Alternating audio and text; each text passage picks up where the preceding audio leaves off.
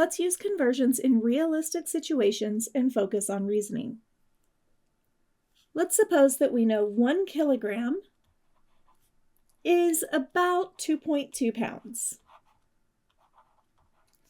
Now, let's imagine we have a bag of oranges that weighs 2.5 kilograms. How many pounds is this? We could multiply 2.5 times 2.2, but let's reason it out first. 1 kilogram is 2.2 pounds. A second kilogram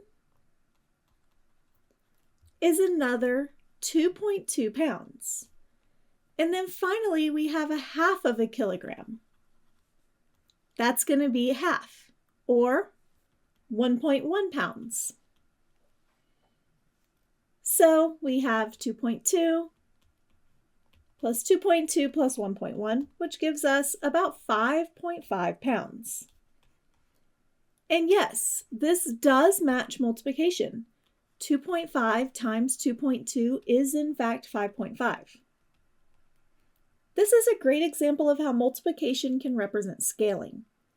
We are not just doing arithmetic.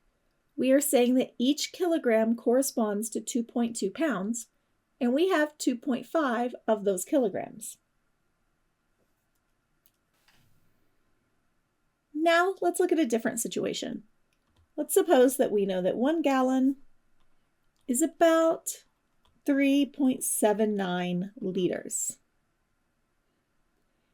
And we have a 25-liter container. So how many gallons does this hold?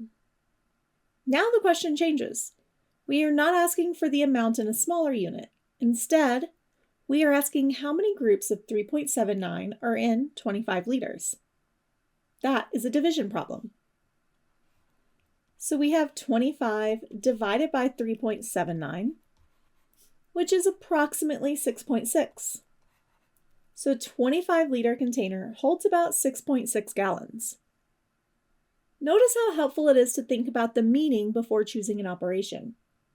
With kilograms to pounds, we multiplied because we had a certain number of kilograms and wanted the equivalent number of pounds.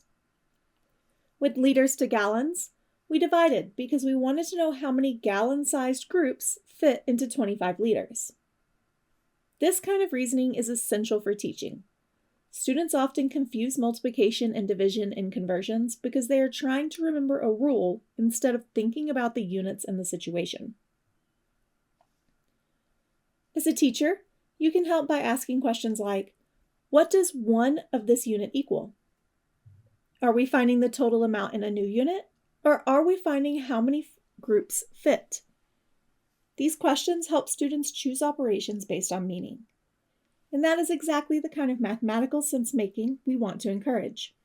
You do not have to rush through this. Careful thinking is the goal. In the next video, we will look at a very powerful method called dimensional analysis, which helps with longer chains of conversions.